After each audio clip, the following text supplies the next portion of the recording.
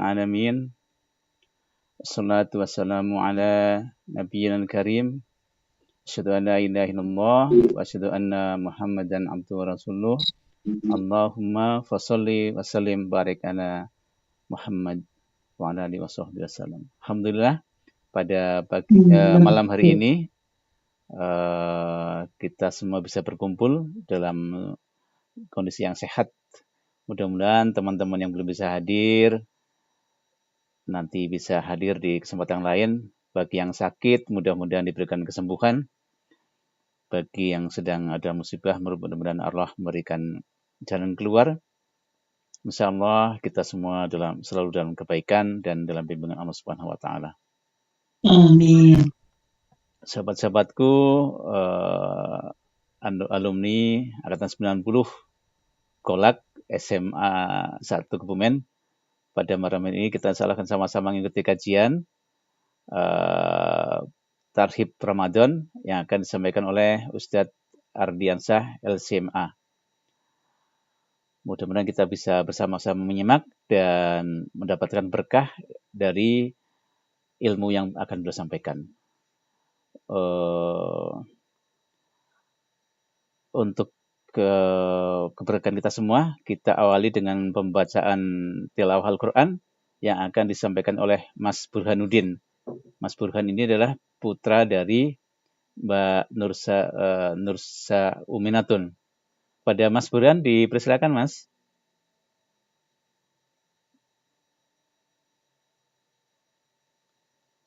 Mas Burhan. Mas Burhan masih mute, Mas.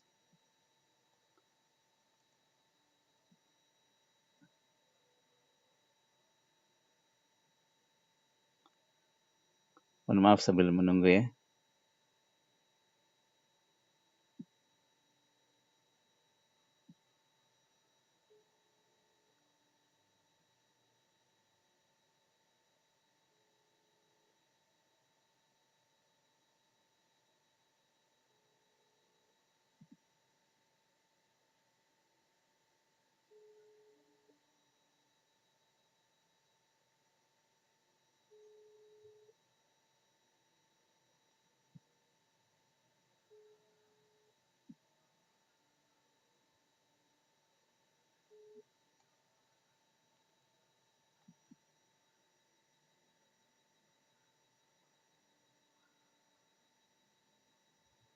Mohon maaf nih sambil menghubungi Mas Burhan. Tadi sudah on, tiba-tiba nggak aktif.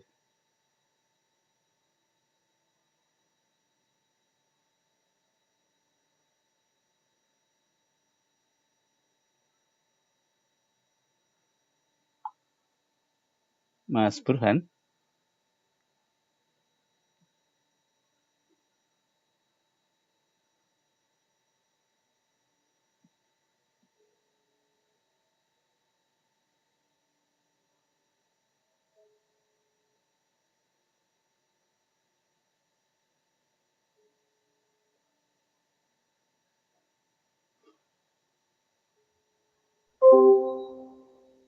Mas Burhan. Oh, ini terputus Mas Burhan mana?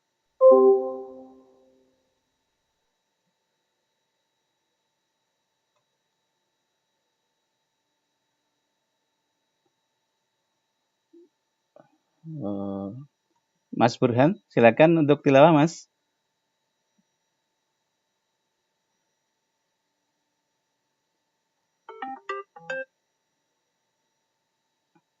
Baik, ini kelihatannya ada kesulitan teknis, Mas Burhannya nggak bisa on.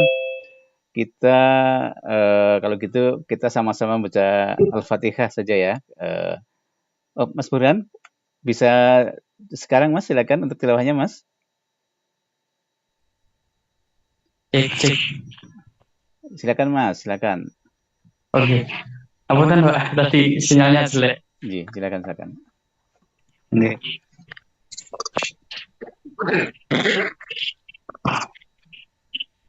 Baik, bismillah. Assalamualaikum warahmatullahi wabarakatuh. Waalaikumsalam warahmatullahi wabarakatuh. Waalaikumsalam.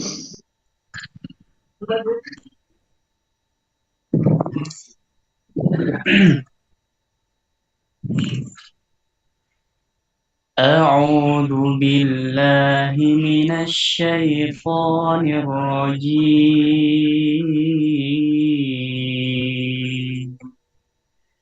بسم الله الرحمن الرحيم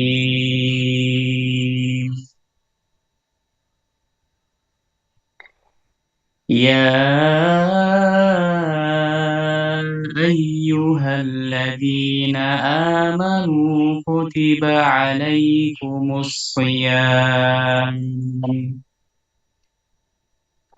عليكم الصيام كما كتب على الذين من قبلكم لعلكم تتقون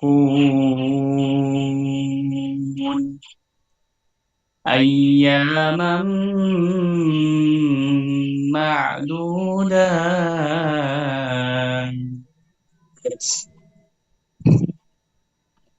أياما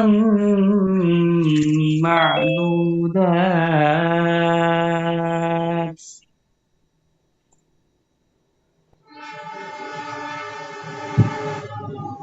فمن تطوع خيرا فهو خير له وأن تصوموا خير لكم إن كنتم تعلمون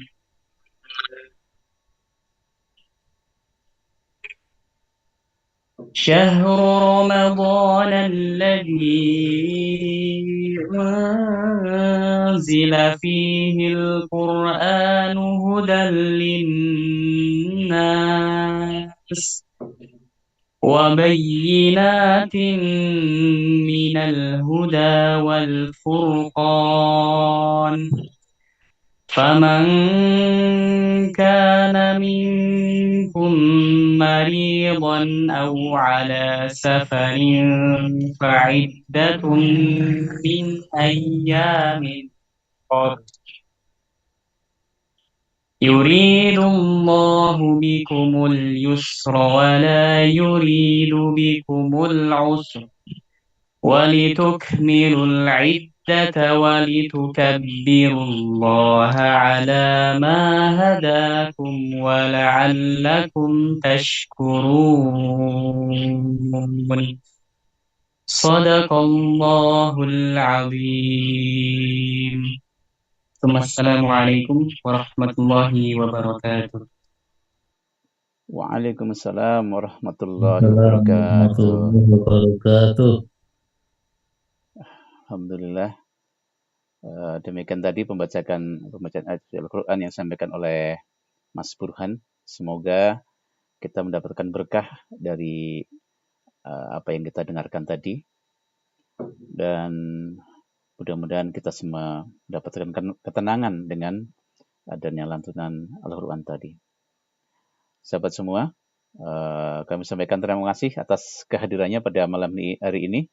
Dan juga kepada Ustadz Ardiansah yang meluangkan waktunya. Ini beliau sebenarnya sedang dalam perjalanan ini, jadi kita culik sebentar. Mudah-mudahan beliau selalu sehat dengan segala kesibukannya, insya Allah. Baik, sebagai pengantar, saya berikan kesempatan kepada Mas Prof. Jaini untuk memberikan pengantar singkat untuk kajian malam hari ini. Silakan, Prof.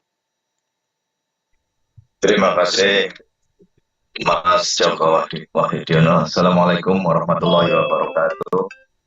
Waalaikumsalam warahmatullahi wabarakatuh. Yang saya hormati Bapak Ardiansah Asri Hussein LCMC yang akan memberikan tausiah pada hari ini. Yang saya hormati rekan-rekan semuanya, alumni SMA 1 Kebumen tahun 1990 dan segenap panitia pelaksana yang saya hormati dan saya muliakan. Alhamdulillah wa syukurillah, pada malam hari ini kita bisa berkumpul secara online untuk sama-sama mengadakan tahib Ramadan, ya, dengan bersama-sama mengikuti kajian yang akan dilakukan, yang akan disampaikan oleh Al-Ustadz Bapak Ardiansyah Asri Hussein LCMA. Mudah-mudahan tema yang diberikan nanti akan memberikan semangat dan motivasi bagi kita di dalam, khususnya di dalam menyambut bulan suci Ramadan yang insya Allah nanti akan mulai puasanya mungkin hari Sabtu 1 Maret 2025. Di samping itu, dengan adanya tausiah ini mudah-mudahan menambahkan keimanan, ilmu, dan semangat bagi kita untuk beramal soleh, baik dalam bentuk ibadah-ibadah yang khusus maupun ibadah-ibadah yang sifatnya sosial.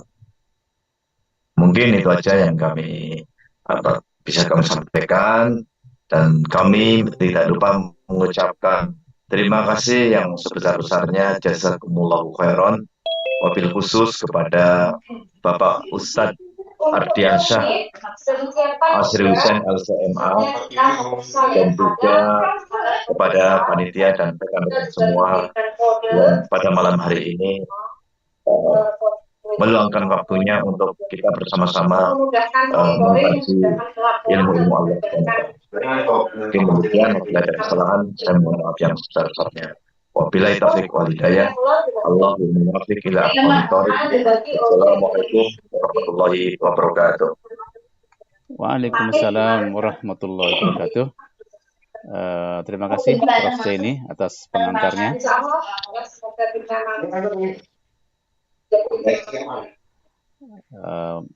Mudah-mudahan ini kelihatannya Prof juga sedang di perjalanan gitu ini. Jadi di sela-sela waktunya sudah menyempatkan. Iya, lagi di kendaraan. Iya, alhamdulillah. Mudah-mudahan tapi ini selamat dalam perjalanan. Gantian drivernya. Kalau tadi kan saya ini yang driver, istri saya, jadi insya Allah aman. Amin, amin. Insya Allah. Selamat dalam perjalanan Pak Prof. Zaini ya. Sebelum ini saya on cam-nya saya tutup dulu ya, karena gelap juga. Baik. Terima kasih. Saya menyalakan lampunya juga. Oke, tapi saya tetap menyimak. Mudah-mudahan nanti bisa ikut berdiskusi bersama. Insya Allah saya bisa ikut sampai diskusi ini. Terima kasih. Baik, terima kasih Prof. Baik, selanjutnya kita berikan kesempatan kepada Ustadz Ardiansyah untuk memulai kajiannya. Silakan Ustadz. Tes suara apa nih Pak Joko? Alhamdulillah suara bagus Ustadz. Ya, baik. A'udzubillahi minasyaitonirrajim. Bismillahirrahmanirrahim. Alhamdulillahirabbil alamin wa kafa.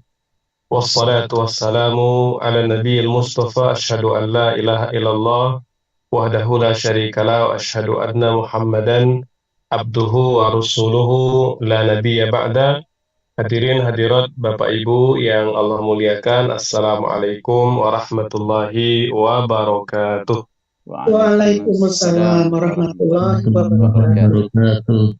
Alhamdulillah wa syukurillah wa la hawla wa la quwwata illa billahil aliyil azim.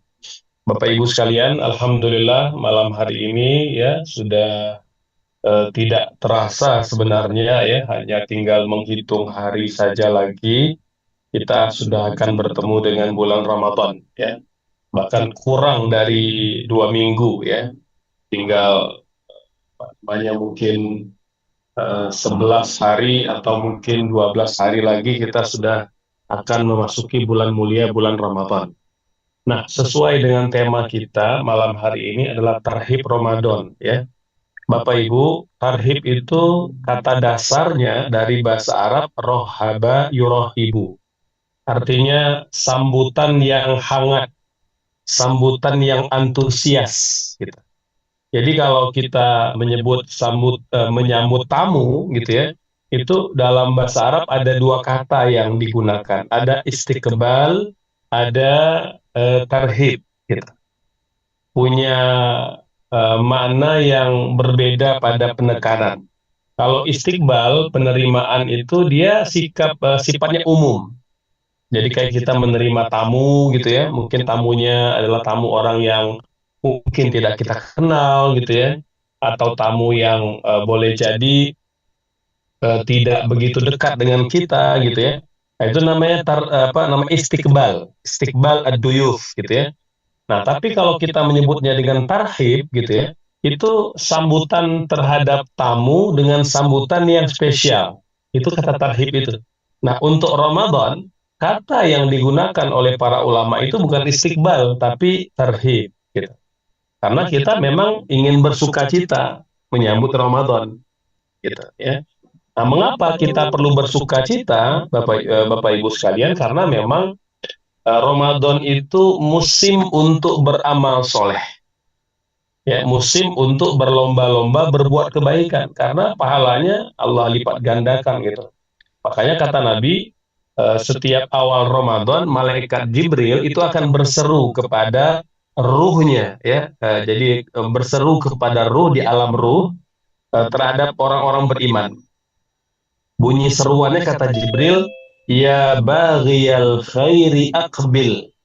Wahai yang mendambakan kebaikan, ini saatnya kalian berlomba-lomba, bersemangat, antusias ya untuk menyambut amal soleh. Ya baghiyal khairi aqbil. Itu seruan Jibril kepada jiwa atau ruhnya orang-orang beriman.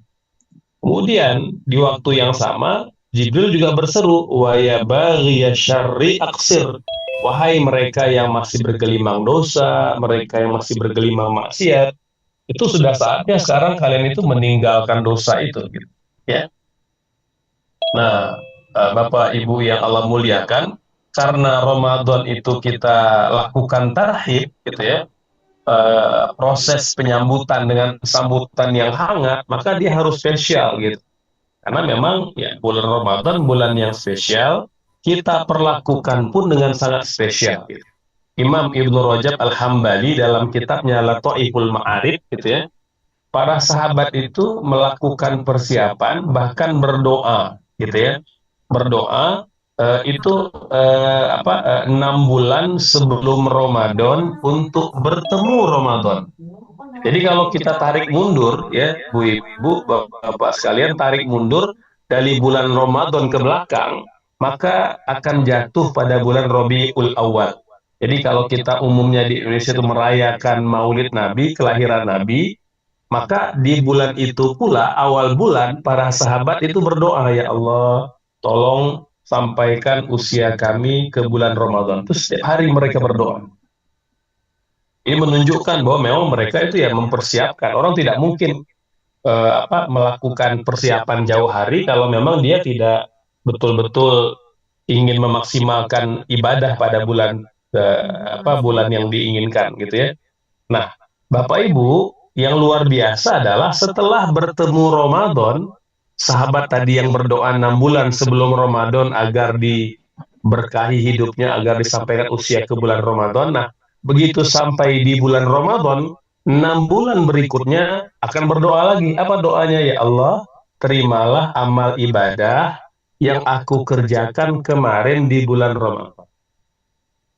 Karena pada prinsipnya ya Bapak Ibu sekalian, kata guru kami ya, Grand Sheikh atau Mufti Al-Azhar ya, ini dulu dia Mufti negara Mesir, Sheikh Dr. Ali Jum'ah. Kata beliau, prinsip dasarnya amal kita apapun bentuknya gitu ya, itu bainal qabul warad. Bainal qabul warad. Antara diterima atau ditolak. Gitu. Jadi kita sholat, kita puasa, kita zakat, ini hari ini kita ngaji, kita bermajelis gitu ya, itu tidak ada jaminan Allah terima. Kita kan cuma berupaya belajar bagaimana tata caranya, rukunnya, tapi hak prerogatif untuk menetapkan mana amal yang diterima, mana amal yang ditolak, itu mutlak domain atau kaplingnya Allah. Gitu ya. Makanya para sahabat tadi 6 bulan setelah bertemu Ramadan, 6 bulan berikutnya, ya Allah, tolong terima amal ibadah kami yang kami kerjakan kemarin di bulan Ramadan. Ya. Nah, Bapak Ibu, itu yang kita inginkan dari acara tarhib ini gitu. Jadi kita itu antusias dan bersemangat untuk menyambut kedatangan bulan Ramadan gitu. Nah, para sahabat itu biasanya melakukan persiapan dalam 3 aspek. Yang pertama persiapan ruhiyah, persiapan mental ya, gitu ya. Persiapan persiapan mental atau persiapan kerohanian gitu. Jadi bagaimana ketika bertemu Ramadan kita secara mental, secara keimanan itu sudah siap tempur gitu ya. Siap untuk powerful, siap untuk maksimal di dalam beribadah pada bulan Ramadan. Nah, bentuk persiapan ruhiyah biasanya yang Nabi lakukan satu, memperbanyak ibadah saum. Jadi bulan Sya'ban itu Nabi banyak saumnya gitu. Yang kedua, Nabi juga menambah beberapa amalan sunnah gitu ya. Jadi yang mendekatkan diri agar secara spiritual roh kita itu sudah betul-betul ready untuk beribadah.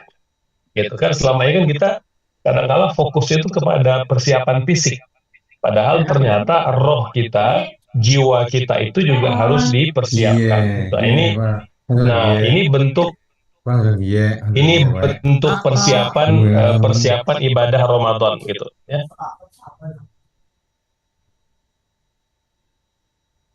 Ya, baik. Berikutnya adalah persiapan fikri, ya persiapan fikriyah gitu. Jadi kalau ruhiyah itu persiapan secara spiritual, kalau fikriyah ini persiapan secara pengetahuan gitu, secara edukasi gitu. Karena kalau kita tahu mana perkara yang membatalkan, mana perkara yang sunnah ketika puasa, mana perkara yang makruh gitu ya, mana perkara yang wajib, mana perkara yang sunnah gitu. Nah, persiapan fikri ini sangat menunjang Bapak Ibu. Karena biasanya ibadah kita akan optimal itu kalau kita paham gitu, kalau kita ngerti gitu. Apa sih tujuan kita berpuasa gitu? Misalnya apa rukun berpuasa? Kapan kita mulai puasa? Sampai kapan berakhir puasa? Apa yang membatalkan puasa? Apa yang dapat membatalkan pahala puasa? Nah, kita harus tahu secara keilmuan gitu ya. Kalau kita paham secara keilmuan gitu ya, dasar-dasar sandarannya itu akan membuat ibadah kita akan semakin maksimal. Jadi perlu ya Bapak Ibu, dari waktu ke waktu ini kita harus nambah pengetahuannya berkaitan dengan ibadah puasa. Itu persiapan kedua. Nah, persiapan ketiga, persiapan jasmani, persiapan fisik. Mengapa ini perlu dilakukan? Karena memang puasa itu termasuk ibadah fisik. Dia tidak bisa dikerjakan orang yang sakit, orang yang sedang uzur, gitu ya, orang yang mungkin punya hal-hal yang menghalangi dia berpuasa, gitu ya. Maka persiapan jasmani itu harus dilakukan. Kalau persiapan fikri tadi sifat bentuknya belajar, gitu ya, hadis ke majelis ilmu, mendengarkan kajian-kajian dari para ulama, gitu ya. Maka persiapan jasmani itu diantaranya adalah melatih fisik kita agar kuat berpuasa. Jadi Nabi biasanya dengan olahraga. Jadi Bapak Ibu, Nabi itu sampai usia 65 tahun, beliau punya 7 jenis olahraga. Sampai usia senja gitu ya, usia yang tidak muda lah gitu ya. Nabi menunggang kuda, Nabi suka jogging gitu ya, Nabi suka berlari, Nabi suka seperti gulat gitu ya, tarung gitu ya, tarung fisik gitu. Kemudian Nabi juga suka berenang gitu ya. Jadi kata para ulama ada 7 jenis olahraga yang memang rutin Nabi lakukan. Bahkan Bapak Ibu sekalian dikatakan bahwa Nabi itu suka mendaki gunung. Suka mendaki gunung. Ya. Kita mana nih? Gak tahu, mandi di belakang. Saya dulu. Bukan sih, bukan. Mas moderator itu mungkin di mute, saya nggak bisa. Iya, Pak. Bukan. Punya itu yang Mas Rahmat, Mas Rahmat, mohon di mute dulu Mas. Gitu, terima kasih. Ya, baik. Nah, Bapak Ibu sekalian, nah jangan lupa ya nanti malam atau sore terakhir di bulan Sya'ban kita baca doa ini. Ini doa yang Nabi ajarkan ya.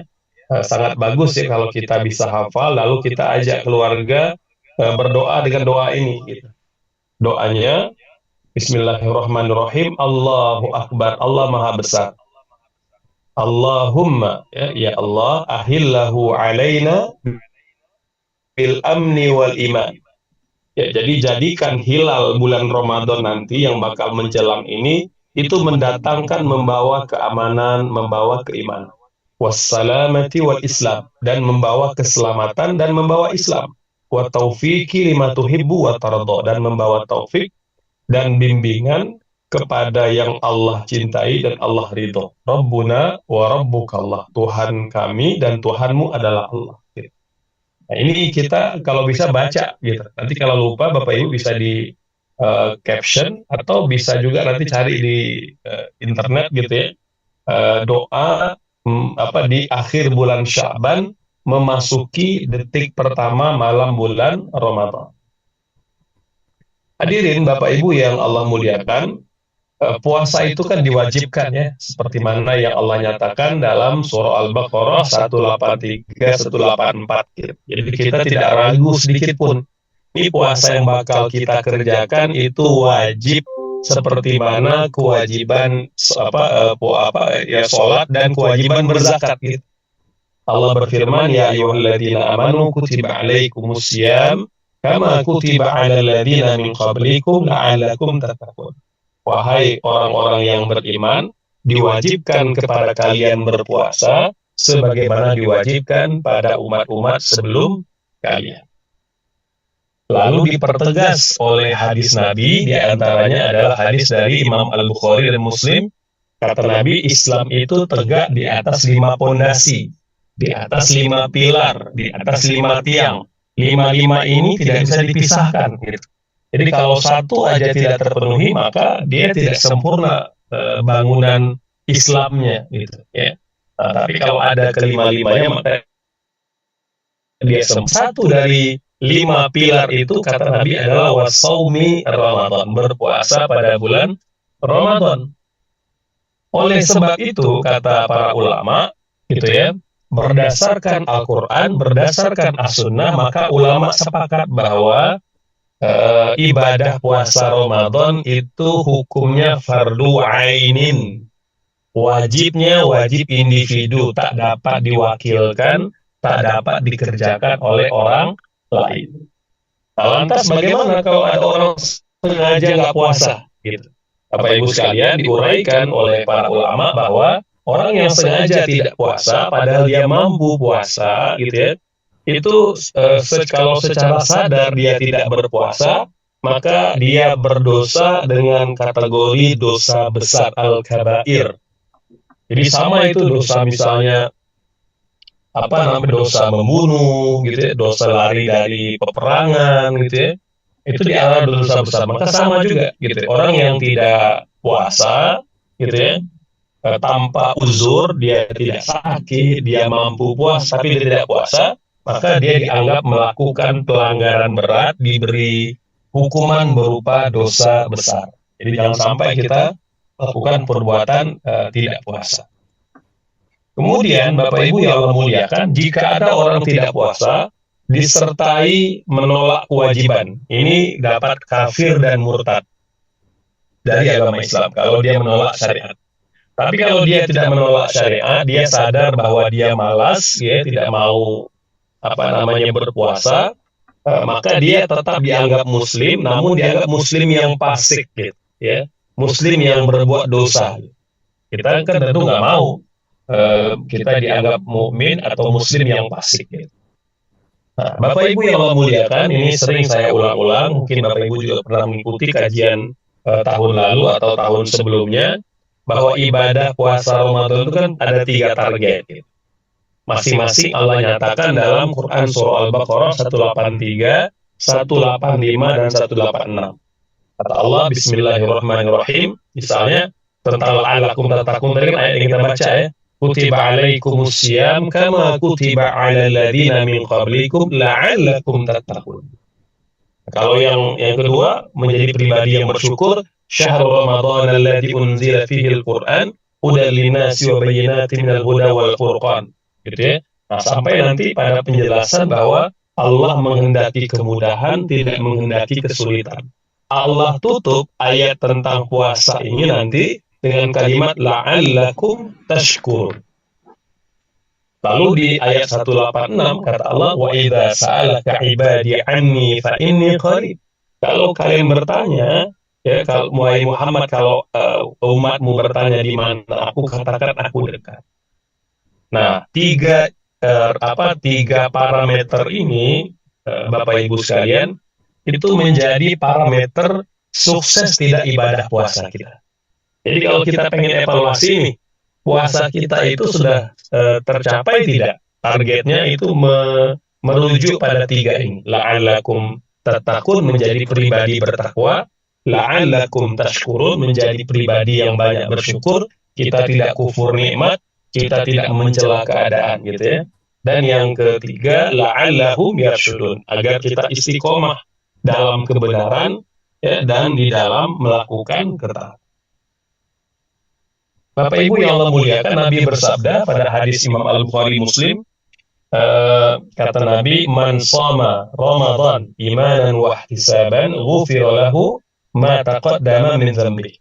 Barang siapa berpuasa bulan Ramadan dengan keimanan dan mengharap pahala, maka akan diampuni dosanya yang telah lalu. Ini kan anugerah yang luar biasa itu. Jadi kita ada ajang pemutihan dosa setiap bertemu dengan bulan Ramadan. Baik, berikutnya Bapak Ibu sekalian, meskipun ada banyak kebaikan pada bulan Ramadan, ada ternyata orang-orang yang Allah tidak inginkan mereka itu dapat kebaikan Ramadan, sehingga mereka disibukkan, ya, dilenakan oleh perkara-perkara yang tidak ada faedah. Ini pada hadis Imam Ahmad dan Imam An-Nasai, kata Nabi, qad ja'akum Ramadan, telah datang kepada kalian bulan Ramadan. Syahrun mubarak, bulan yang penuh barokah. Kataballahu alaikum siyama naharihi, kataballahu alaikum siyamahu, fihi tuftahu abwabul jannah, wa tughlaqu fihi abwabul jahim. Jadi kata Nabi, telah datang kepada kalian bulan Ramadan, bulan yang berkah, di mana Allah mewajibkan puasa, gitu ya. Nah, di bulan Ramadan, kata Nabi, ya, pintu-pintu surga dibuka, pintu-pintu neraka ditutup, dan syaitan-syaitan dibelenggu. Fihi lailatun khairun min alfi syahr. Pada malam-malam Ramadan ada satu malam yang lebih spesial, ya, di mana malam itu nilainya lebih baik dari 1000 bulan. Tapi awas, nah, Bapak Ibu, kata Nabi, man hurrima khairaha faqad hurim. Ternyata ada orang yang Allah tidak izinkan, Allah tidak benarkan dia mendapat kebaikan Ramadan, karena tadi mungkin boleh jadi niat yang tidak lurus, tidak sungguh-sungguh, tidak tulus, sehingga dia tidak mendapat apa yang dia inginkan. Nah, termasuk juga ada orang berpuasa tapi maksiat tetap berjalan, gitu. Puasa tapi masih gosip, gitu ya. Puasa tapi masih menghina orang, gitu ya. Puasa tapi misalnya tangan, kaki, kemaluan, dan anggota badan tidak berpuasa. Nah, ini yang berbahaya, kata Nabi, gitu ya. Barang siapa yang puasanya tidak membuat dia meninggalkan perbuatan-perbuatan dosa atau maksiat, maka Allah tidak butuh puasanya, gitu. Jadi Allah nggak butuh, Bapak Ibu, puasa kita itu kalau seandainya kita itu puasanya hanya tidak makan, tidak minum. Padahal betul yang membatalkan puasa kan tidak banyak, tetapi dia menjadi hal yang sangat esensial, sangat substansial. Di antaranya adalah menjaga lisan. Ya, jadi lisan yang tidak terjaga, Bapak Ibu, itu tidak dapat membatalkan puasa. Contoh, apakah orang berbohong membatalkan puasa? Tidak batal puasanya, tapi bisa batal pahalanya. Subhanallah, gitu ya. Baik, selanjutnya Bapak Ibu sekalian, ibadah Ramadan itu kan ibadah yang maraton sifatnya. Sejak bulan Rajab, bulan Sya'ban, puncaknya itu di bulan Ramadan gitu. Ya, makanya kan kata Imam Ibnu Rajab dalam Lataiful Ma'arif, kata beliau, bulan Ramadan itu bulan untuk menumbuhkan daun gitu. Bulan Sya'ban bulan untuk menumbuhkan dahan. Jadi kalau sudah ada daun, sudah ada dahan, kan cukup rindang itu pohon. Lalu kata Nabi, bulan Ramadan itu untuk memetik hasilnya. Ya, apa yang telah kita perjuangkan selama bulan Rajab dan di bulan Sya'ban. Baik, berikutnya Bapak Ibu yang Allah muliakan, nah kita ingin memotret nih, ini bagian yang terakhir sebelum nanti saya buka diskusi dengan Bapak Ibu sekalian gitu ya. Bagaimana sih Ramadannya Nabi dan Ramadannya para sahabat? Ada 10 Bapak Ibu. Yang pertama tadi poinnya, para sahabat itu sukacita menyambut Ramadan, gembira ria. Itu ditandai tadi, satu, dia mempersiapkan diri, itu tanda dia sukacita gitu ya, mempersiapkan diri, rumah itu kemudian dibersihkan ya, dibikin kondusif karena kita mau beribadah gitu. Itu sukacita. Kalau di beberapa negara Arab itu ada tradisi mereka mulai menggantung lampu-lampu di jalanan, depan rumah, di ruang tamu gitu ya. Ada namanya lampu fanus. Ini kalau yang Bapak Ibu lihat di screen gitu ya, namanya lampu fanus. Lampu yang hanya keluar setahun sekali. Kalau musim bulan Ramadan ini muncul lampu-lampu seperti ini, beraneka ragam. Kalau misalnya ini sudah muncul, itu biasanya orang Arab sudah langsung, sekarang udah mau dekat Ramadan gitu. Dan kita mungkin di Indonesia 20-30 tahun lalu masih begitu. Antusias sekali kalau sudah banyak umbul-umbul di jalan gitu ya. Ada kegiatan-kegiatan di masjid gitu ya, ceramah-ceramah gitu ya. Jadi sudah mulai terkondisikan. Nah, hari ini kan sudah mulai terkikis itu. Jadi jangan sampai Bapak Ibu Ramadan tahun ini kita tidak sukacita menyambutnya gitu. Harus gembira. Karena diberi Ramadan artinya kita diberi kesempatan. Gitu ya, diberi kesempatan untuk beramal soleh, maka jangan diabaikan. Yang kedua, Bapak Ibu, puasanya Nabi dan sahabat meluruskan niat. Gitu. Jadi niat ibadah puasa hanya karena Allah, tidak karena yang lain. Gitu. Nah ini awas ya. Jadi misalnya ibu-ibu yang pengen kurus, boleh. Tapi jangan sampai puasa niat karena mau kurus. Gitu. Karena kalau begitu ya nanti hilang nilai esensi dari niat yang dia lakukan. Gitu. Yang ketiga, membersihkan hati dan memperbanyak istighfar. Karena dua hal ini yang paling banyak melahirkan pribadi-pribadi yang berat beribadah. Karena dia tadi hatinya mungkin boleh jadi berpenyakit gitu ya, hatinya tidak tulus gitu ya, atau hatinya ada pamrih, ada dendam, ada kesumat dan lain-lain, ini dapat mengganggu target Ramadan. Ya, jadi bersihkan hati dan perbanyak istighfar. Yang keempat, Bapak Ibu, target Ramadan yang terbaik. Jadi jangan sampai Ramadan tahun sekarang sama aja dengan tahun lalu, tilawahnya sama, rakaat tarawihnya sama, tahajudnya sama. Itu harus kita tahu harus lebih baik gitu. Ya meskipun mungkin tidak lebih banyak, tapi lebih baik gitu. Mungkin kalau tahun lalu kita banyak rakaat sholat tarawihnya, tapi mungkin sedikit khusyuknya gitu. Nah, tahun ini nggak apa-apa, tidak banyak rakaat tarawihnya, tapi kita kemudian dapat membuat Ramadan itu lebih berkualitas. Gitu. Boleh jadi duhanya nggak banyak, boleh jadi tilawahnya nggak banyak, tapi tilawahnya berkualitas, duhanya khusyuk dan berkualitas. Jadi jangan sampai kita hanya mementingkan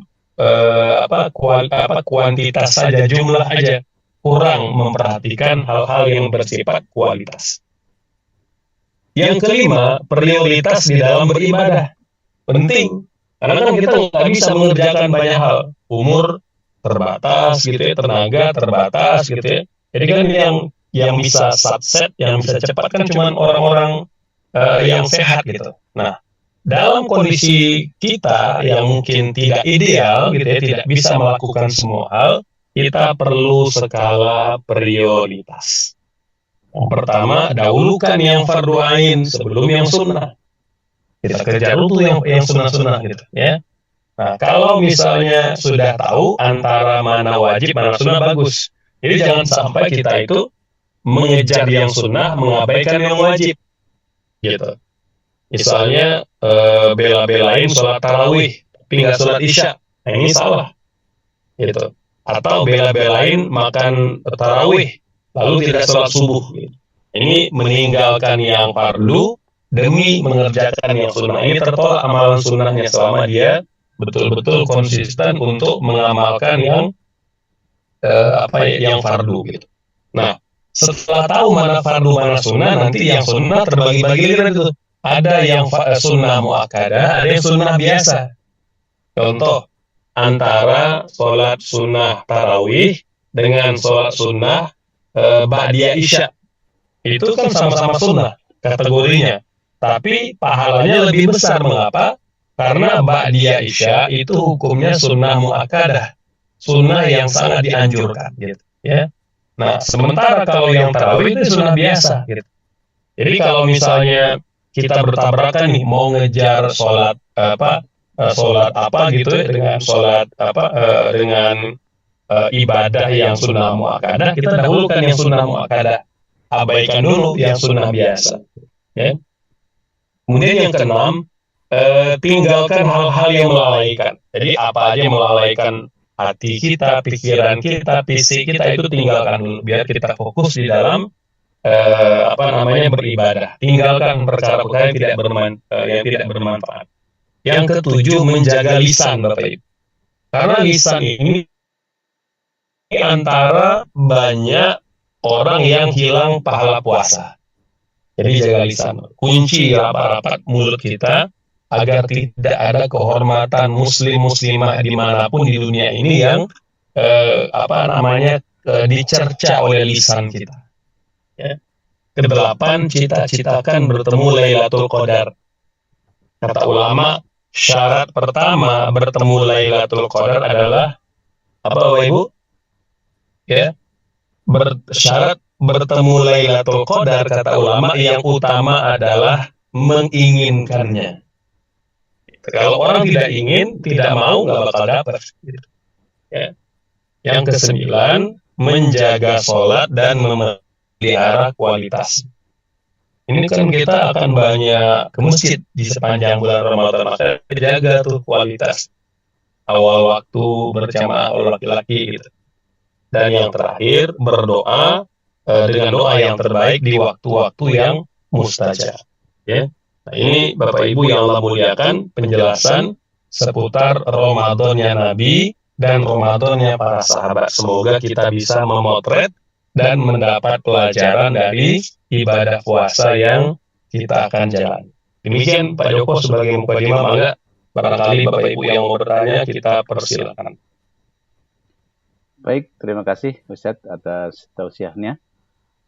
Mudah-mudahan teman-teman bisa menangkap apa yang beliau sampaikan. Ustadz, mohon izin tadi yang slide yang tadi yang doa menyambut Ramadan boleh ditampilkan lagi, Ustadz? Mau coba di capture di share di grup, Ustadz.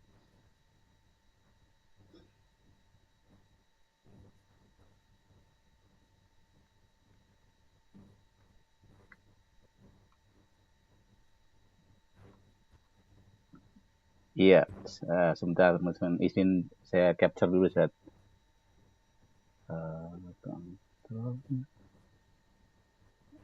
Mana ini capture? Saya foto dulu aja.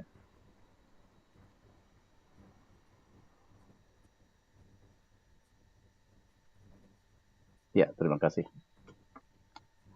Baik, teman-teman, barangkali ada yang akan ditanyakan kepada Ustadz, dipersilakan.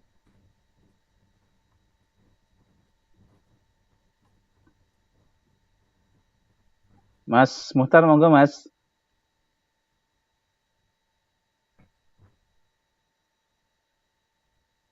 Assalamualaikum warahmatullahi wabarakatuh. Waalaikumsalam warahmatullahi wabarakatuh. Nggih, monggo silakan. Ya, baik. Ustaz Ardiansyah, Assalamualaikum warahmatullahi wabarakatuh. Izin bertanya terkait dengan banyaknya amaliyah Ramadan yang sebelumnya saya tahu bahwa Rasulullah itu menjalankan tarawih itu tidak genap 1 bulan full di masjid, sebagaimana yang kita lihat pada kegiatan amaliyah Ramadan di tempat kita lah, di sekolah, di masjid, gitu. Di semua masjid itu ramai gitu. Namun seingat saya Rasulullah tidak melaksanakan seperti itu. Nah, apakah sebaiknya kita mengikuti bagaimana Rasulullah? Karena Rasulullah istilahnya takut dikhawatirkan menjadi wajib, yang bagaimana sudah menjadi kebiasaan yang ada di sekitar kita. Itu yang pertama. Nomor 2 terkait dengan tilawah Al-Quran. Saat ini banyak dilakukan tilawah Al-Quran secara bersamaan tapi online gitu. Artinya bahwa kegiatan itu tapi dari berbagai macam tempat cuman disatukan dengan teknologi gitu. Apakah hal tersebut juga bisa dijadikan landasan bahwa pembacaan Al-Quran yang mungkin masing-masing 1 juz untuk 30 orang kemudian bisa dinisbatkan menjadi pembacaan Al-Quran secara utuh atau khatam Al-Quran gitu. Demikian dulu Ustaz, terima kasih. Assalamualaikum warahmatullahi wabarakatuh. Waalaikumsalam warahmatullahi wabarakatuh. Silakan Ustaz.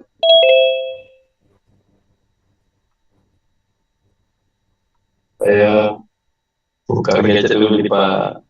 Oh baik. Monggo tekan Ustaz.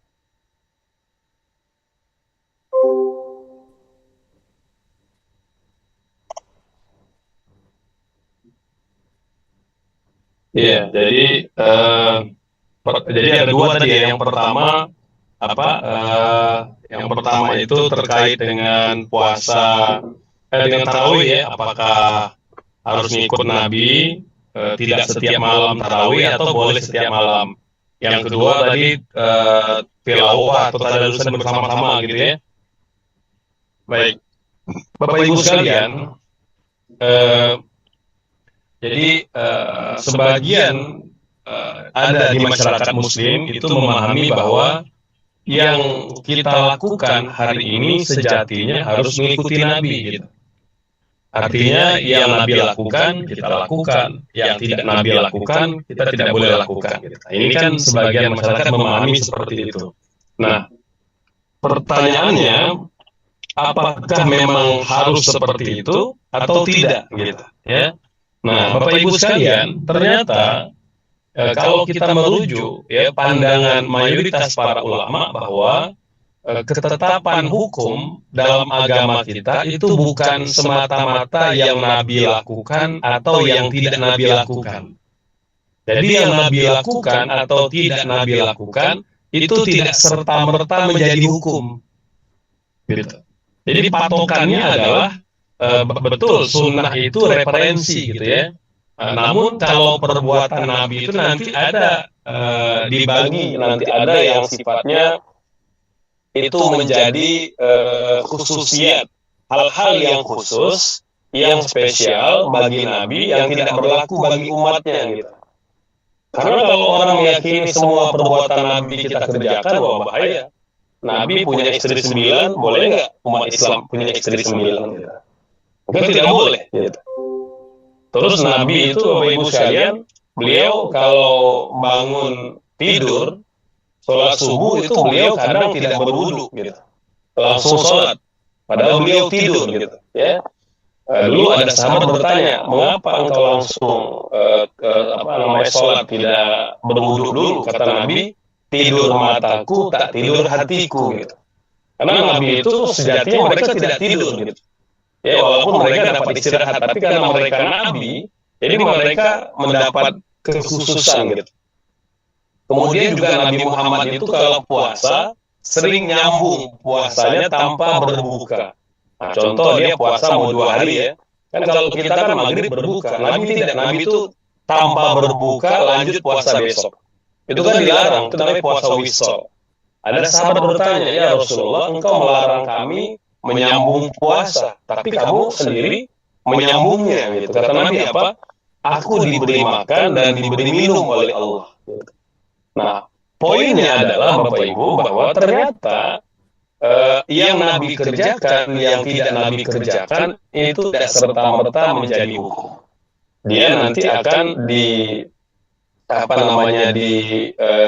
dianalisa, ditelaah gitu ya, mana yang menjadi ketentuan atau tidak. Nah, kembali ke yang Bapak tanyakan tadi, apakah Nabi tidak sholat tarawih berjamaah setiap malam itu lantas kita tidak sholat tarawih setiap malam? Atau kalau pertanyaannya lebih tegas, kalau Nabi misalnya tidak melakukannya, lantas apakah itu jadi terlarang?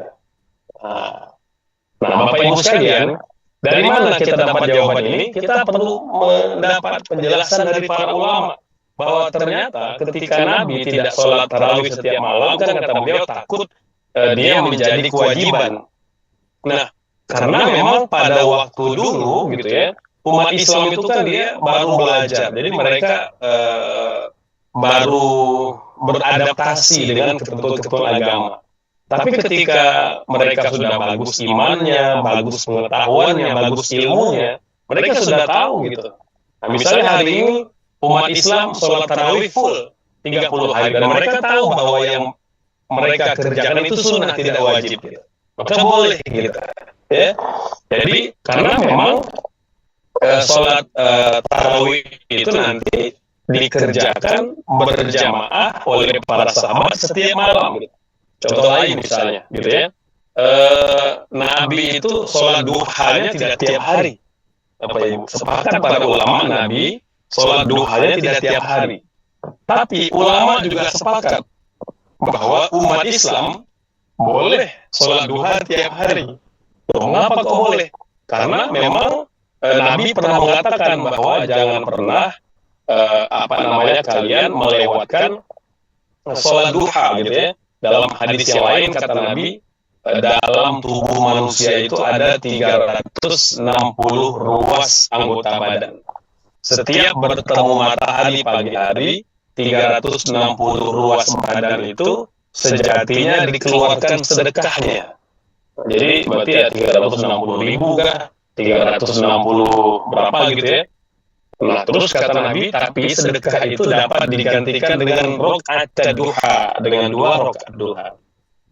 Nah, poinnya Bapak Ibu bahwa ketika Nabi tidak melakukan sholat tarawih tiap malam, tidak berarti gitu kita tidak boleh tarawih tiap malam gitu. Jadi tetap disunahkan gitu. Sholat tarawih itu ya setiap malam. Bapak Ibu yang tidak kuat kan tahu kalau sholat tarawih tidak wajib. Jadi yang sedang sakit, yang ada uzur, boleh tidak tarawih.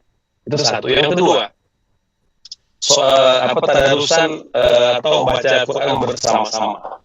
Itu disunahkan gitu. Dalam hadis yang sahih Bapak Ibu sekalian, Nabi bersabda, tidaklah berkumpul suatu kaum di suatu tempat rumah-rumah Allah yang mereka membaca Quran, mereka membaca Quran bersama-sama, mereka mempelajarinya, mereka menelaahnya, melainkan akan diturunkan kepada mereka sakinah, akan diturunkan kepada mereka rahmah, ya, akan diturunkan kepada mereka malaikat-malaikat yang kemudian menaungi mereka dengan sayap-sayap mereka, ya. Dan kata Nabi, wa zakarallahu fi man indah. Nama-nama mereka di majelis ilmu atau di majelis Quran itu, di majelis tadarusan itu akan disebut-sebut, dibangga-banggakan oleh Allah di hadapan malaikat-malaikatnya. Nah, ini menunjukkan bahwa sebenarnya baca Quran secara tadarusan, secara berjamaah itu disunahkan. Hanya memang nanti perlu dijaga adab-adabnya gitu ya. Jadi misalnya kan poinnya itu saling mengkoreksi, saling melihat bacaan siapa yang masih kurang bagus, kurang rapi. Jadi sehingga dengan tadarusan itu tilawahnya semakin membaik. Demikian Joko, wallahu a'lam. Baik, terima kasih Ustaz.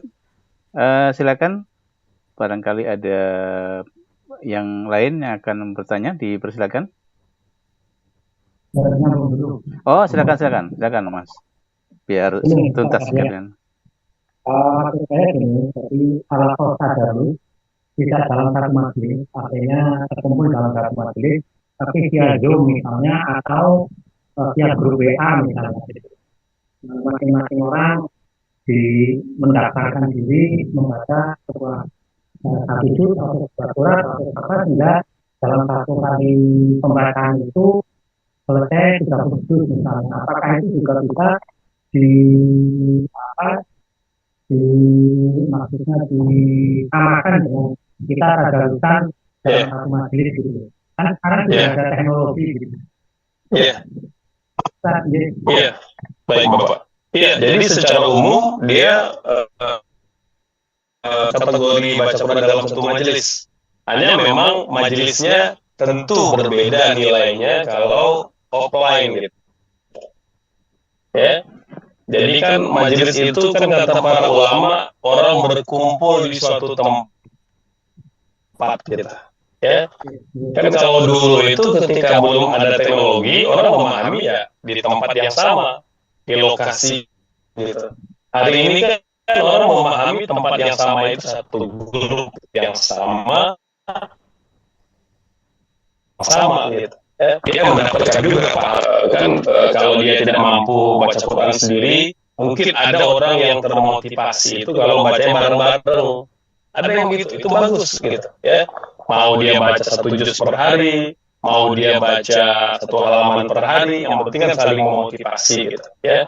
Meskipun memang nilainya tentu berbeda kalau majelisnya itu sama-sama ada di secara offline gitu, ada di satu tempat, apakah masjid atau di di aula gitu ya, atau misal di kelas gitu ya. Karena memang prinsip dasarnya kalau kita melihat penjelasan para ulama, majelis itu artinya dia berada di tempat yang sama secara fisik gitu. Jadi jasmaninya hadir di tempat itu gitu. Itu yang dinamakan semajelis gitu. Ya. Sama juga kan ketika ulama hari ini mengatakan boleh nggak proses akad nikah itu dilakukan secara online gitu. Itu kan juga ada perdebatan, sebagian mengatakan boleh, sebagian mengatakan tidak. Karena tadi berdebat soal apakah dia dianggap semajelis atau tidak. Wallah. Baik, terima kasih Ustadz atas penjelasannya. Mangga kepada teman-teman yang lain dipersilakan jika ada akan yang bertanya.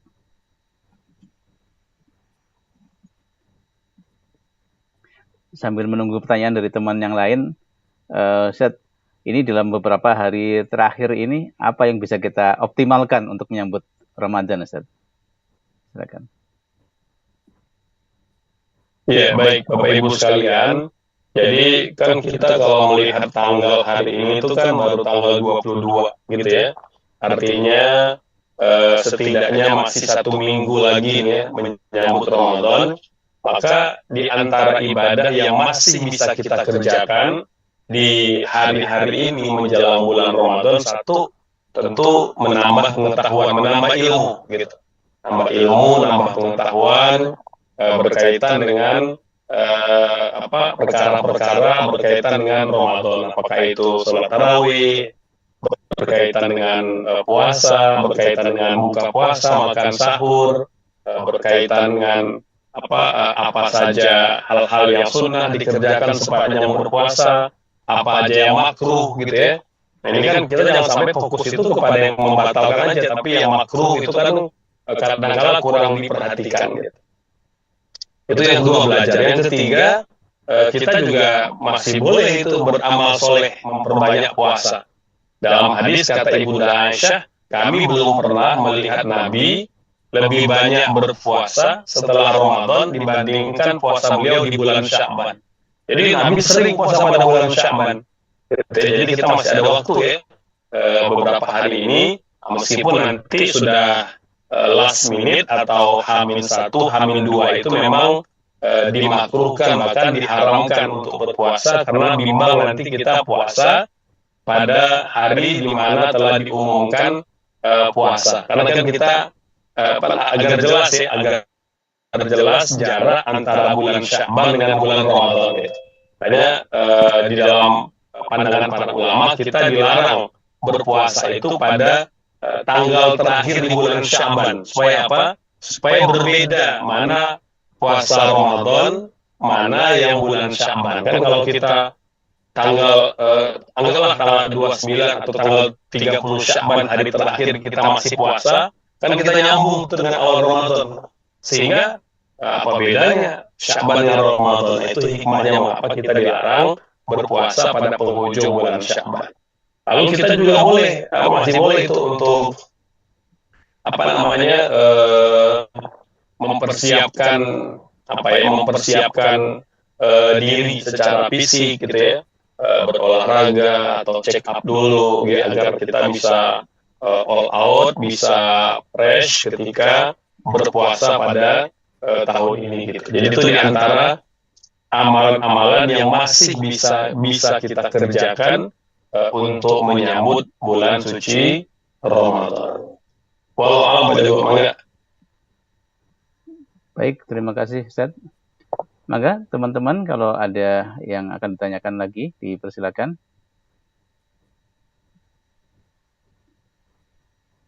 Mas Muhtar juga kalau akan bertanya lagi, boleh Mas. Sambil kita sampai, insya Allah sampai ya 9.30 ya Ustaz ya. Sampai 9.30. Iya, boleh kok. Mas Muhtar, moga kalau ada pertanyaan lain dipersilakan. Terima kasih. Terkait dengan amalia 10 terakhir bulan Ramadan. Biasanya banyak di antara kaum muslimin saat ini itu mengadakan itikaf bersama. Ini saya juga menjadi bimbang, artinya apakah itu yang pola seperti itu dilakukan oleh Rasul ataukah Jadi 3 pertama gimana Pak? amalia akhir bulan Ramadan itu itikaf itu loh, 10 terakhir bulan Ramadan. Biasanya banyak dilaksanakan itikaf bersama gitu. Apakah itu juga sesuai dengan anjuran Rasul atau karena yang sebelumnya saya tidak mendapatkan, artinya ya kegiatan tetap ada, tetap sebagaimana mestinya gitu. Cuman di akhir-akhir ini sepertinya banyak yang terus menjadi semuanya menginap gitu dan seterusnya gitu, kegiatannya jadi dari pagi sampai pagi lagi pun di masjid. Mohon penjelasannya Ustaz. Ya. Baik, Bapak Ibu sekalian, jadi i'tikaf itu adalah salah satu amalan spesial di bulan Ramadan, khususnya di 10 malam yang terakhir gitu ya. Karena Nabi ini kan dia ada semacam levelisasi gitu ya, levelisasi totalitas di dalam beribadah. Jadi ada ibadah yang biasa, ada ibadah menengah, ada ibadah yang berlipat-lipat gitu. Jadi kata Ibunda Aisyah, Nabi itu kalau sudah masuk 10 hari terakhir melakukan ibadah lebih bersungguh-sungguh, lebih banyak, tidak sama ibadah-ibadah pada hari pertama dan seterusnya gitu. Ini kan menunjukkan bahwa Nabi juga ternyata makin ke ujung justru makin kencang ibadahnya gitu. Terus satu, yang kedua, Nabi juga secara khusus mengatakan di bulan Ramadan ada satu malam yang nilainya lebih baik dari 1000 bulan, banyak keberkahan di dalamnya gitu ya. Nabi bersabda, taharraw lailatal qadri fil ashril awakhir min Ramadan ya. Kemudian pada hadis lain kata taharraw lailatal qadri fil witri min ashril awakhir min Ramadan. Hadis yang pertama kata Nabi, carilah Lailatul Qadar pada 10 malam yang terakhir bulan Ramadan. Ini hadis pertama. Hadis kedua kata Nabi, carilah Lailatul Qadar pada setiap malam ganjil di 10 hari terakhir bulan Ramadan gitu. Nah, dari hadis inilah ulama mengerucut gitu bahwa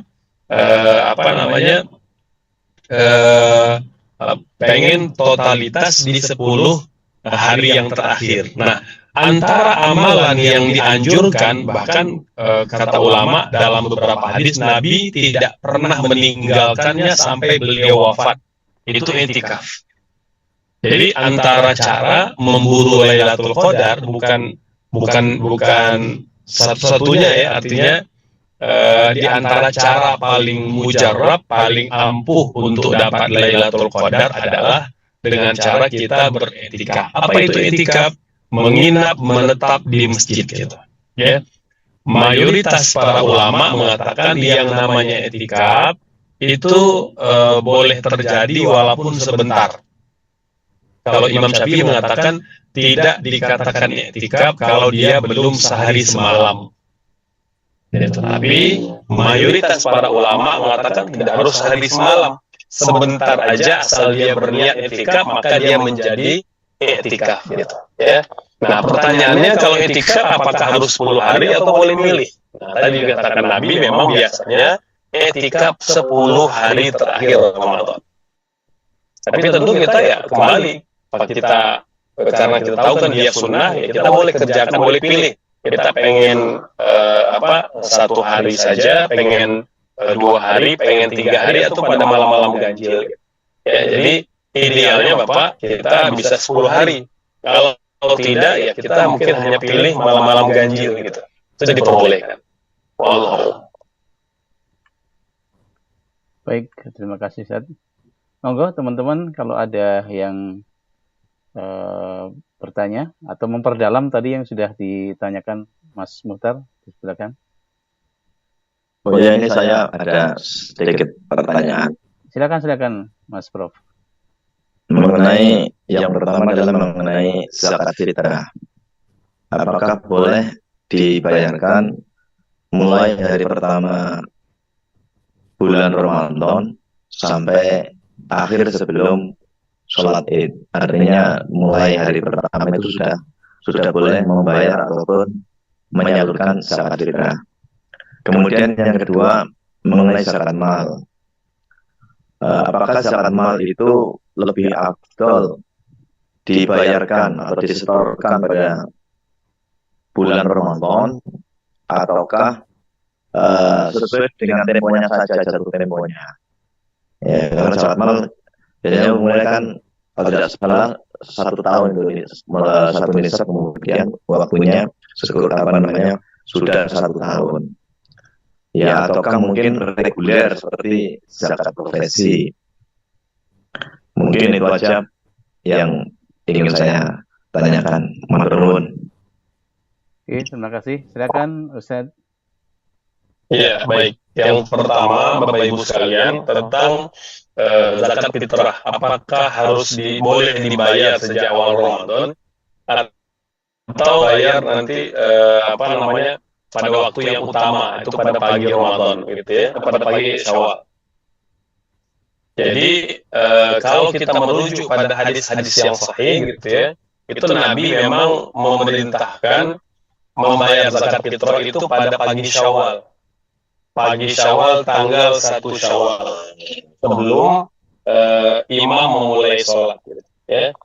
Nah, jadi ulama sehingga berbeda pendapat kalau begitu mana nih yang paling benar ini, apakah harus tanggal 1 Syawal atau boleh 1 Ramadan gitu. Nah, misalnya Imam Malik ini mengatakan kata beliau nggak boleh awal Ramadan. Membayar zakat fitrah itu harus pada tanggal 1 Syawal. Seperti mana perbuatan Nabi kata beliau.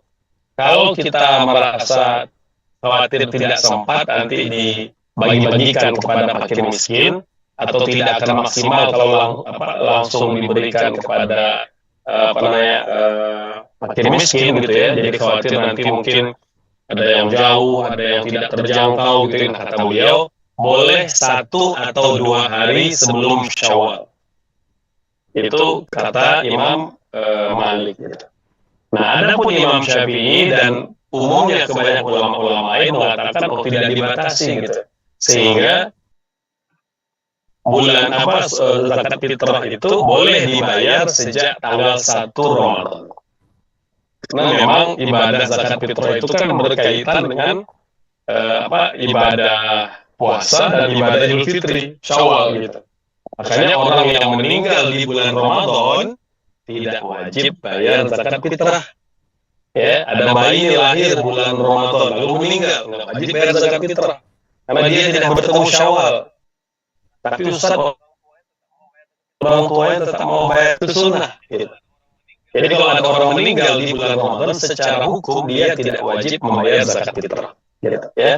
Nah, tapi kalau dia hidup di bulan Ramadan, hidup pula di bulan Syawal, contoh ada bayi yang lahir misalnya di penghujung bulan Ramadan, dan dia wajib bayar zakat fitrah karena dia hidup, dia menyaksikan Ramadan dan menyaksikan pula Syawal gitu. Nah, ini berkaitan dengan waktu ya. Jadi apakah boleh atau tidak, maka mayoritas ulama mengatakan boleh membayar paling cepat tanggal 1 Ramadan.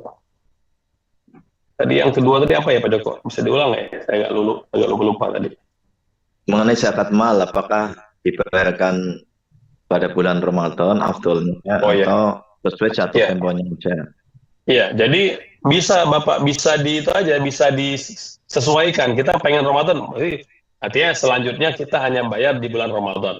Dan boleh-boleh aja kita bayar karena memang orang-orang kan berpikir kalau bayar di bulan Ramadan kan lebih besar ganjaran pahala. Boleh kalau kita yang meyakini itu, gitu, ya. Jadi tidak ada masalah kalau seandainya kita mau percepat nanti biar bayar berikutnya nanti tinggal targetnya kita zakatnya di bulan Ramadan, tidak harus nunggu haul gitu. Jadi boleh asal sudah genap tanggalnya dan kita memang lebih mudah membayar di tanggal itu, maka kita boleh hanya membayar diperbolehkan gitu ya. Jadi tidak harus misalnya kalau bulan Syawal nanti harus bulan Syawal lagi gitu. Jadi kita boleh menyesuaikan. Jadi sehingga untuk bayar zakat berikutnya kita jatuh zakatnya di bulan Ramadan. Wallahu a'lam. Baik, terima kasih Ustaz. Teman-teman, kalau ada pertanyaan lagi dipersilakan. Dari ibu-ibu, mbak belum ada yang nanya nih. Monggo silakan.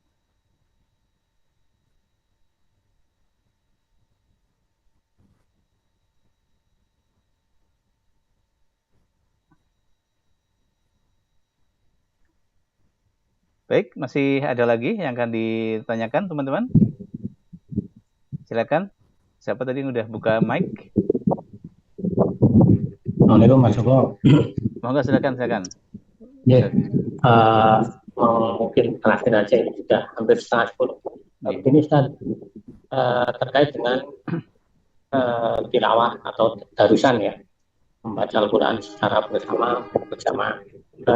Di beberapa grup WA itu banyak yang list saat ini untuk darusan bersama gitu, tapi yang masing-masing membacanya di rumah. Terus kemudian tiap orang memilih atau ditentukan bacaannya. Misalnya dalam satu pekan membaca 1 juz sesuai dengan yang ditunjuk. Misalnya kalau 30 orang, maka dalam satu pekan itu sudah kalau dikumpulkan ya, artinya kalau dikumpulkan menjadi 1 kali khataman Quran. Apakah itu bisa dinisbatkan menjadi 1 khataman Quran? Atau bagaimana caranya agar amaliyah itu dari masing-masing yang membaca mendapatkan hadiah 1 bacaan Quran atau 1 khataman Quran? Demikian Ustaz, terima kasih. Ya, baik Bapak. Ya, Bapak Ibu sekalian, jadi kegiatan kita baca atau tadarus bareng-bareng gitu ya, itu banyak sekali kebaikannya gitu ya. Jadi selain dapat pahala tilawah, dapat pahala tilawah bersama, dapat pahala silaturahim, dapat pahala membantu orang beramal soleh, dapat pahala mengkondisikan orang beramal soleh. Kan tadi kan ada orang yang memang dia kalau sendirian nggak semangat, tapi kalau rame-rame dia bersemangat. Ada yang tipe seperti itu, ya. Jadi secara umum mereka yang membaca Quran bersama-sama, ya, walaupun nanti hanya kebagian satu orang satu juz, insya Allah mendapatkan kebaikan-kebaikan yang sangat banyak, gitu, ya. Nah, tapi tentu dia tidak bisa langsung dipastikan kebaikan yang dia dapat itu sudah pasti, misalnya dapat untuk semua orang. Misalnya gini, apakah kalau saya baca juz 30 saja, saya dianggap telah membaca seluruh Al-Quran? Ya, secara ini tentu tidak, gitu ya. Jadi dia dapat pahala, ya insya Allah mendapat pahala yang sangat banyak, tapi dia tidak dianggap khatam Al-Quran, gitu. Ya, karena emang dia kan belum khatam, dia hanya membaca surah atau membaca juz yang diminta kepada dia untuk dibaca, gitu. Jadi kita perlu paham soal ini, gitu ya. Nah, tapi Ustaz, saya pengen nih, misalnya baca surahnya sedikit, tapi pengen dapat pahala banyak. Ya boleh aja. Kan kata Nabi, surah Al-Ikhlas, gitu ya, ta'dil sulusul Quran. Surah Al-Ikhlas itu, Qul huwallahu ahad itu, dia mewakili sepertiga Quran. Subhanallah. Jadi kalau kita baca surah itu aja, kita seolah-olah telah membaca sepertiga Al-Quran, karena banyak sekali kandungan makna dan lain-lain, gitu. Nah, jadi poinnya Bapak Ibu memang tidak dianggap khatam Quran, gitu. Ya, tapi dia mendapat pahala yang sangat banyak, gitu. Ya. Nah, bagaimana cara biar dapat pahala khatam Quran? Ya, tadi kita bisa baca sendiri, bisa baca surah-surah tertentu yang memang tidak dibagikan kepada khalayak ramai, gitu. Wallahu a'lam. Melanjut, Ustaz. Ya, gimana Pak? Ini Ustaz, seandainya masing-masing dari yang membaca tilawah itu meniatkan untuk menghadiahkan bacaannya untuk yang di grup tersebut. Misalnya saya membaca juz 1 dengan niat membaca untuk diri dan untuk semua yang di grup. Apakah kalau misalnya semuanya membaca dengan niat yang sama, apakah dari hasil pembacaan niat itu semua yang ikut itu mendapatkan hal yang sama? Istilahnya kan saya menghadiahkan juz 1 untuk, kemudian yang baca juz 2 menghadiahkan untuk semua anggota grup bacaannya untuk dirinya dan untuk grupnya. Mungkin tidak, artinya mendapatkan dengan cara seperti itu. Mohon maaf Ustaz, terima kasih. Baik. Ya, baik Bapak. Jadi dia mendapatkan doa kebaikan, Bapak. Dia mendapat doa kebaikan. Tapi dia tidak dianggap menghatamkan Quran, gitu. Itu dua hal yang berbeda, gitu ya. Dua hal yang berbeda, gitu. Jadi tidak bisa dianggap kita itu dengan mendoakan orang lain menghadiahkan pahala orang lain tersebut langsung dianggap menghatamkan, tidak. Dia tidak dianggap begitu, tapi dia mendapat pahala kebaikan. Ya Allah, semoga apa yang saya baca ini mengalir pula pahalanya kepada yang saya inginkan, mungkin si fulan atau si fulana atau dalam grup tertentu, begitu. Jadi dia mendapat kebaikan, dia mendapat doa dari yang kita inginkan, tetapi dia tetap tidak dianggap menghatamkan membaca surah itu. Jadi boleh-boleh saja kalau Bapak dengan komunitasnya kita sepakat nih, pokoknya walaupun tidak semua bisa membaca tiap juznya, tapi semoga kita bisa ikut mendoakan, semoga mereka mendapat kebaikan dari juz atau surah-surah yang kita baca. Insya Allah Pak, mereka mendapat doa kebaikan. Terima kasih. Ustaz, mohon izin mohon izin ada satu pertanyaan di chat sebentar. Teman-teman ada yang bisa bantu pertanyaan Mas Rahmat nih, saya ada kesulitan di HP saya. Ini laptop saya ngehang. Ada yang bisa tolong dibacakan satu pertanyaan dari Mas Rahmat di grup di chat.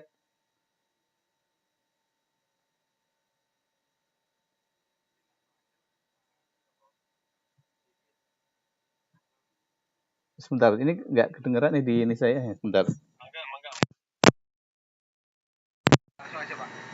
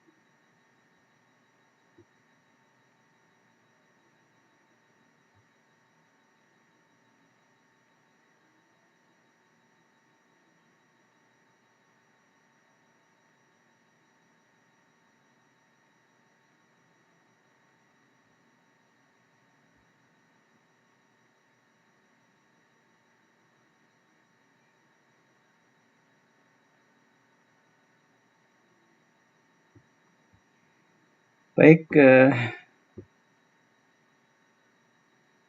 silakan Mas Ahmad dituntaskan. silakan.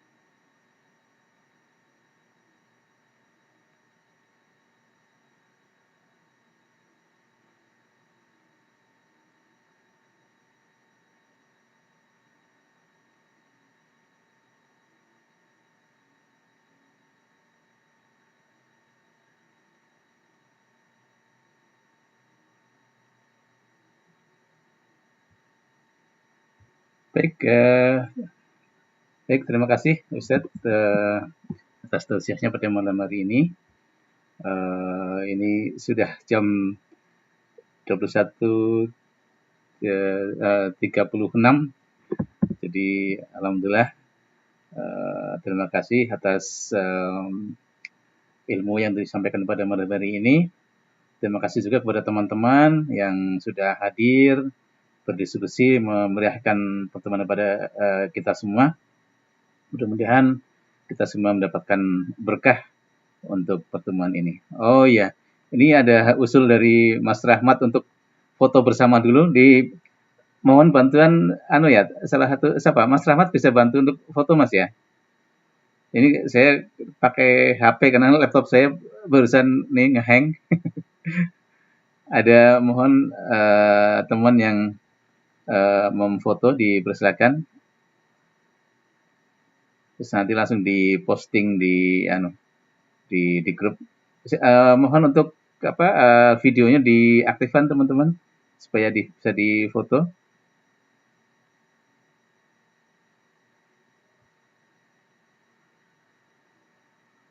Ya. Mas Rahmat bisa bantu Mas untuk difoto semampunya saja. Baik, mungkin sudah cukup ya. Bisa Mas Rahmat? Moga-moga, silakan. Nanti kalau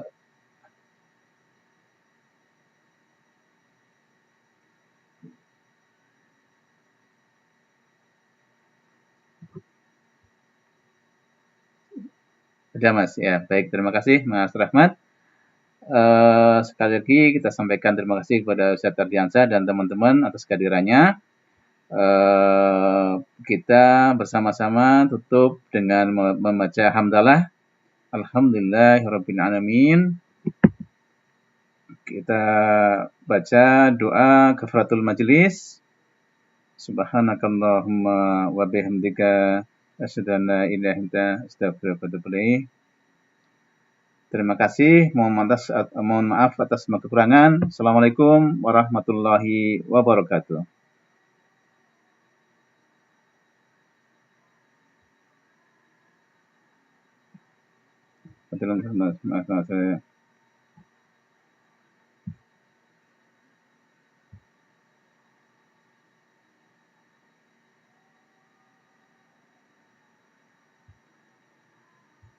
Baik.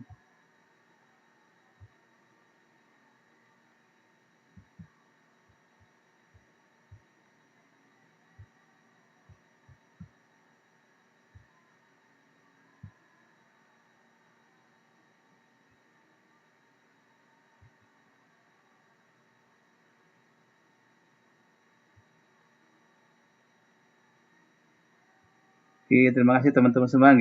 Saya izin live dulu.